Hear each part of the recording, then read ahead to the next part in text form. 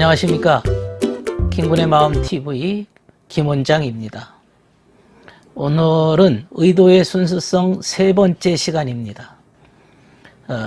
성경에서 순수를 말할 때 뭐라고 말씀하는지를 살펴보고자 합니다. 성경의 순수를 얘기했던 첫 번째 구절은 에덴 동산에서 아담과 하와가 살았을 당시에 벗었으나 부끄럽지 아니하더라, 이런 구절이 등장합니다. 이게 바로 순수의 상태입니다. 벗었으나 아무 부끄러움이 없었다. 그러니까 솔직했다, 이런 뜻입니다.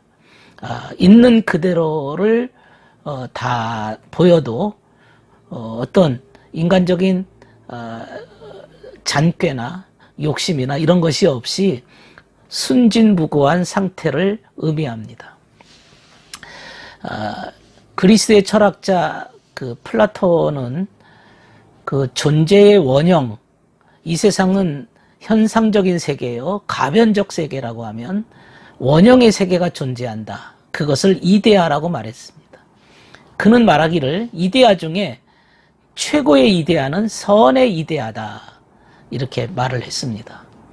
그런 면에서 아담과 하와의 그 상태라고 하는 것은 선의 이데아의 상태라고 말할 수 있습니다. 그게 바로 곧 순수의 세계입니다.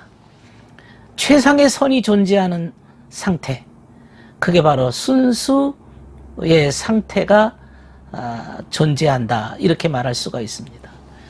이것이 인간의 본래의 완전한 상태이고, 이런 것 때문에 벗었어도 부끄럽지 않은 상태를 갖게 되었던 것입니다. 성경 이사야 11장 6절에 보면 이런 구절이 등장합니다. 그때에 이리가 어린 양과 함께 살고 표범이 새끼 염소와 함께 눕고 송아지와 새끼 사자와 살찐 짐승이 함께 풀을 뜯고 어린아이가 그것들을 끌고 다닌다, 이런 구절이 등장합니다. 이게 바로 순수의 상태입니다. 평화의 상태입니다. 보통 상징적인 의미로 일이라고 하면은 지배적인 상태를 일이라고 말합니다.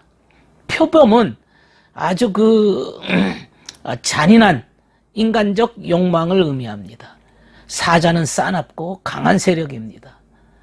여기에 비해서 반대되는 상태를 지금 성경 말씀에는 기록을 했습니다. 어린 양, 새끼 염소, 송아지. 이 어린 양이라고 하는 것은 아주 순수한 상태를 의미할 때 어린 양이라, 주님을 우리가 말씀할 때 어린 양처럼 이렇게 말씀하지 않습니까? 이게 바로 순수한 상태입니다. 새끼 염소도 순수한 상태인데 좀 더 순수한 상태 중에서 지혜를 의미할 때 새끼 염소 의미합니다.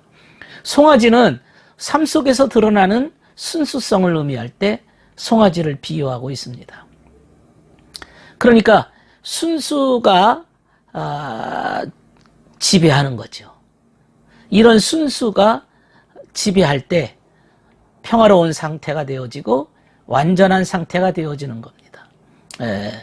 이리와 어린 양, 표범과 새끼 염소, 송아지와 새끼 사자는 순수한 상태, 또 그렇지 않은 상태를 대비시켜 놓았지만 그러나 어린아이가 그것을 이끌고 간다. 이 어린아이가 의미하는 순진무구, 순수지요. 그것이 모든 것을 끌고 간다는 거죠. 그렇기 때문에 어떤 두려움이 없는 그런 상태라고 말할 수가 있습니다. 기드온이라고 하는 사사가 있었습니다. 이 기드온이 하나님의 사자가 나타났습니다. 그때 기드온은 염소 새끼를 준비했습니다. 그리고 염소 새끼를 주님께 그 천사 앞에 제물로 바쳤습니다. 삼손의 아버지 마노아도 새끼 염소를 준비했습니다. 그러니까 천사가 나타났을 때 염소 새끼를 제물로 바쳤습니다. 이 염소 새끼라고 하는 것은 순수 지혜를 의미하기 때문에 주님의 계시를 받고자 할 때 내가 순수한 의도를 가지고 순수한 마음으로 이렇게 주님의 음성을 듣겠습니다 하면서 새끼 염소를 준비한 것입니다.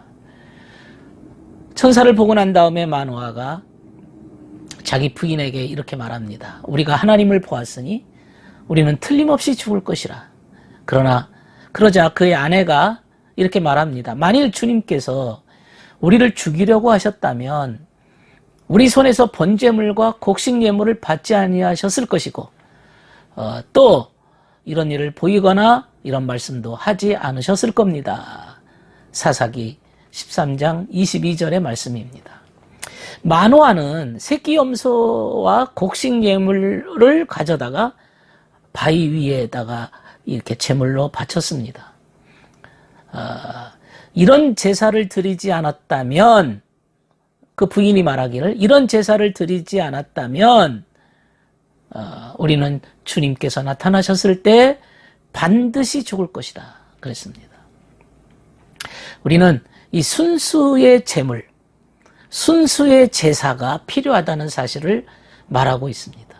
구약에서는 어떤 사람이 자신이 실수로, 과오로 어떤 범죄를 했을 때 그 죄를 용서받기 위해서는 염소 제물을 바쳤습니다.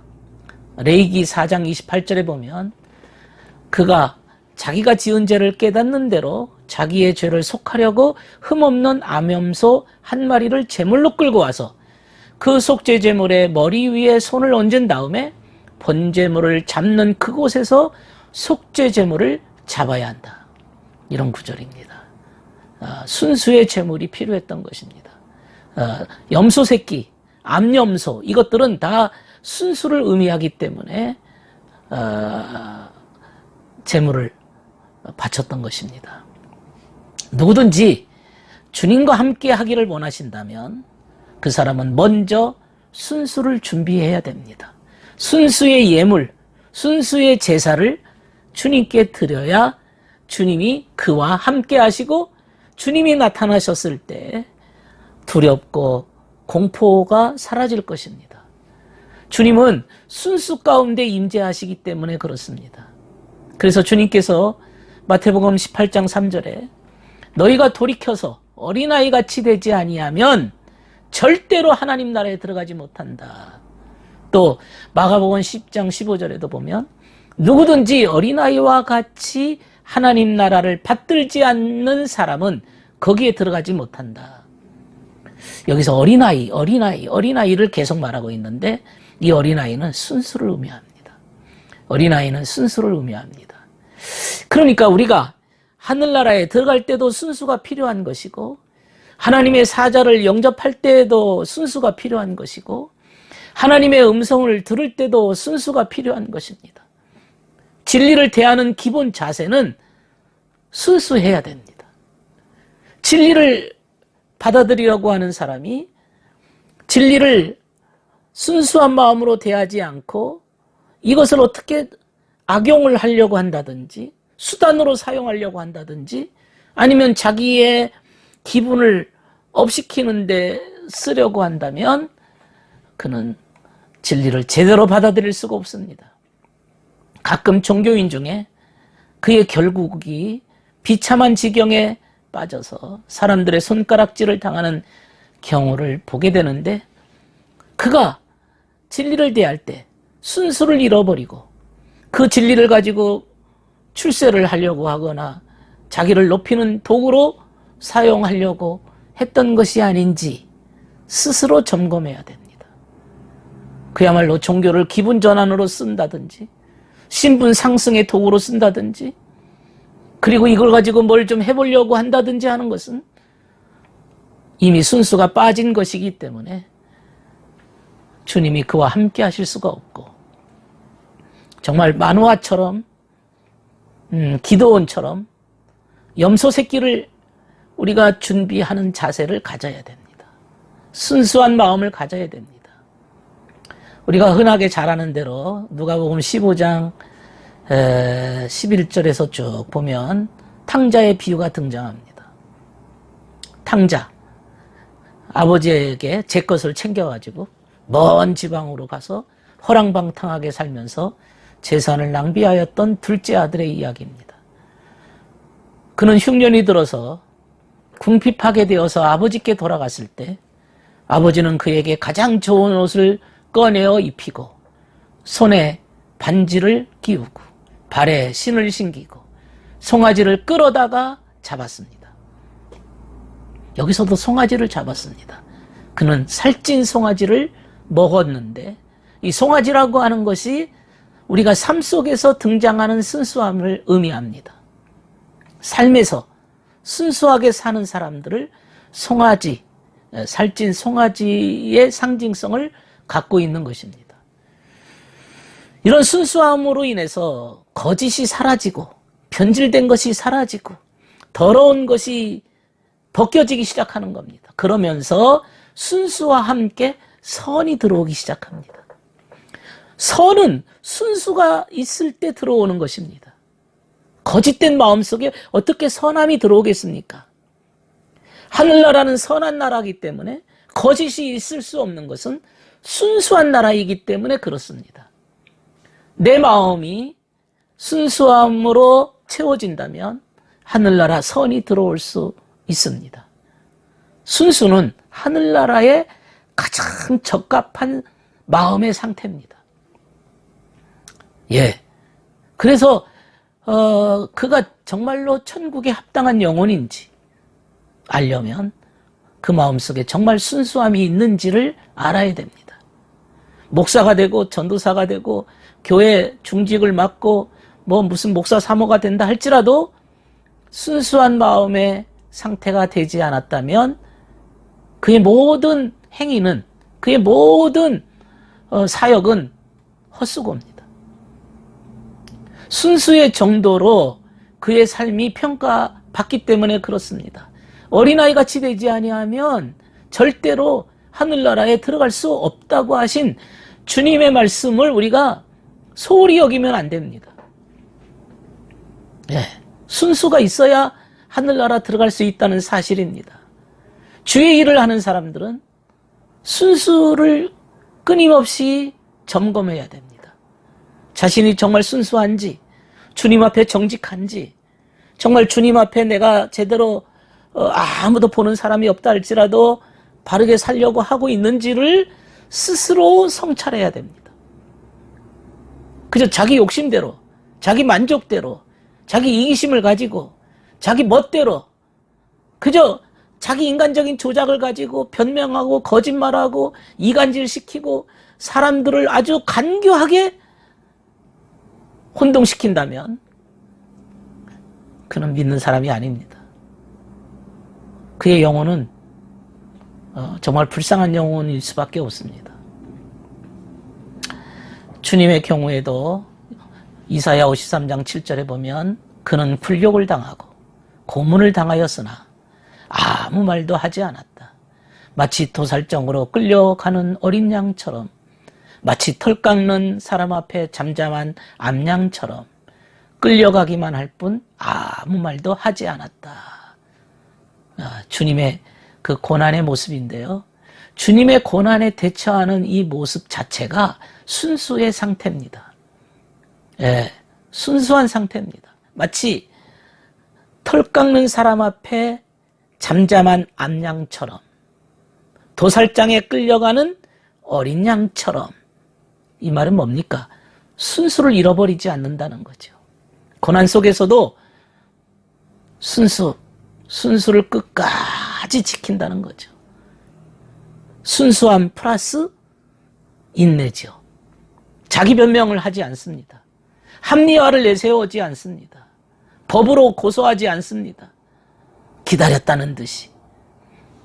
이게 마치 아버지의 뜻이라고 여겨서 그걸 받아들입니다. 굴욕을 당할지라도 끝까지 순수함을 잃어버리지 않고 참고 인내하시는 주님의 모습입니다. 이처럼 순수라고 하는 것은 인내의 또 모형입니다.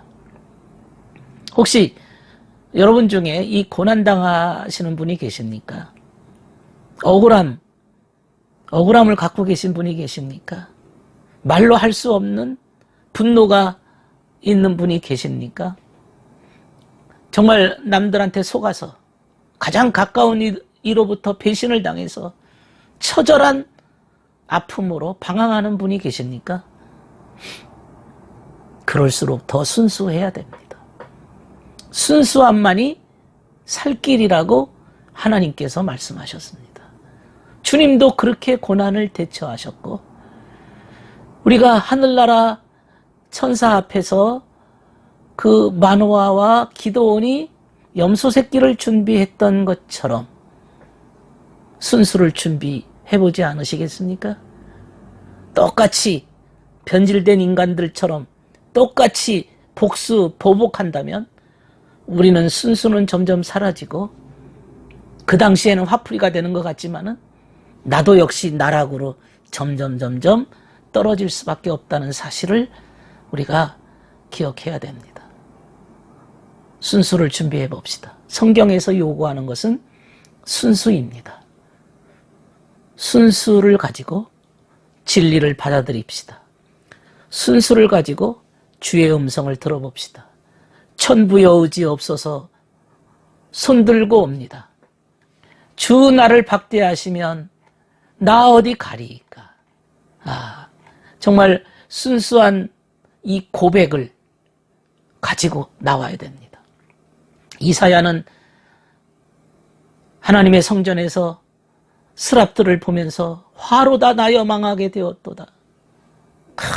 자신이 이 입술이 부정한 사람들 속에 살았던 사람이고 지금도 살고 있는데 나처럼 더러운 인간이 어떻게 이 큰 영광을 보겠습니까? 그의 순수 고백입니다. 이 고백은 아무나 나오는 게 아니라 순수한 자만 나올 수 있는 고백입니다. 그 순수는 하나님 앞에서 인간이 진실한 고백이 수반되어 있습니다. 순수와 고백이 함께하는 그 이유는 하나님 앞에는 악을 가지고서는, 거짓을 가지고서는 설 수 없기 때문에 그렇습니다. 하나님께 거짓이 통하겠습니까? 하나님께 변명이 통하겠습니까? 내 순수한 고백 속에서 하나님 앞에 기도가 되어야 그것이 진짜의 기도가 되지 않겠습니까? 고백이 되지 않겠습니까? 주님 앞에 서고자 하는 자들은 나는 아무것도 아닙니다. 고백할 수 있다면 그 순수 고백이고 그 자체가 주님 앞에 연락이 될 수 있는 것입니다. 오늘은 세 번째 시간으로 순수의 성경적 의미를 찾아보았습니다. 들어주셔서 감사합니다.